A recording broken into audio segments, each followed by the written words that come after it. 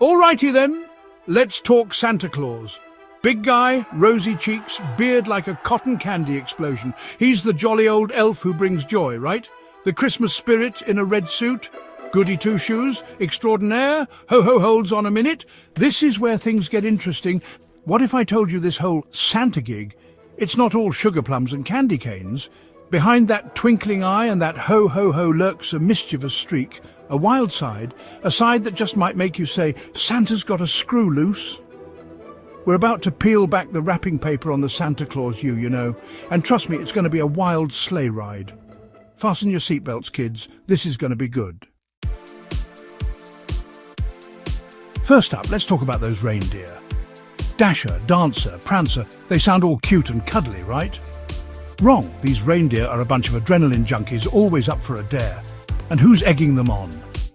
Santa, that's who. Picture this. It's Christmas Eve, the pressure's on, and Santa's feeling a little mischievous. He challenges the reindeer to a game of rooftop hopscotch. The prize, an extra bucket of magic reindeer food. The catch? Losing means pulling the sleigh through a blizzard backwards. See, Santa likes to have a little fun. But this ain't your grandma's game night. This is extreme reindeer games, Santa style. Now those elves, always smiling, always crafting. Look closer. Those aren't smiles, folks, they're grimaces. Santa runs a tight ship at the North Pole, and let's just say his management style is a tad unorthodox. He's got these elves working overtime, 24/7. No breaks, no days off, just endless toy production. And the worst part, he uses the elf on the shelf program as a surveillance system. Yep, those little snitches report back to the big guy every night. Not jolly enough, Santa booms. Back to work. See, Santa's got a dark side. A side that thrives on control and demands perfection. He's not just the jolly old elf. He's a tyrannical toy-making overlord. Let's talk about the milk and cookies. You think Santa does that out of the goodness of his heart? Please, that's his payment, folks. A non-negotiable fee for delivering presents. He's got a whole system worked out. The nicer the treats, the better the presents. Leave out store-bought cookies? Expect socks and underwear under the tree. But whip up some homemade gingerbread with extra frosting? Boom! Top-shelf toys galore. Santa's got a sweet tooth and a taste for the finer things in life, and he's not afraid to use his Christmas magic to get what he wants. He's like a jolly bearded mob boss. Section 5. Naughty or nice list. A matter of perspective. And don't even get me started on that whole naughty or nice list. Talk about subjective. Who is Santa to judge who's been good or bad? He's got this whole system rigged. 1 minute you're singing carols. The next, you're on the naughty list for eating the last cookie. And what about all those little white lies? Santa sees right through those folks. He's got a nose for mischief, remember? Santa's idea of naughty is about as reliable as a weather forecast in a snow globe. It's all a big game to him, and we're all just pawns in his Christmas game. Section 6. Chimney troubles breaking and entering anyone. Now let's talk about the elephant in the room, or should I say, the jolly intruder in the chimney.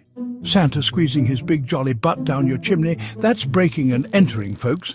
He doesn't even have the decency to use the front door. No, he's got to make a grand entrance, covered in soot and ashes, tracking mud all over the carpet. And we're supposed to be grateful. Oops, ho ho ho. He chuckles as he knocks over the Christmas tree. Merry Christmas. See, Santa's got a blatant disregard for personal boundaries. He's a home invasion waiting to happen, all in the name of holiday cheer. Section 7. Workshop woes, Santa's sweatshop empire. Let's not forget about those poor elves toiling away in Santa's workshop.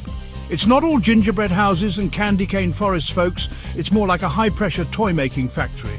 Santa's got them working around the clock, churning out toys like there's no tomorrow.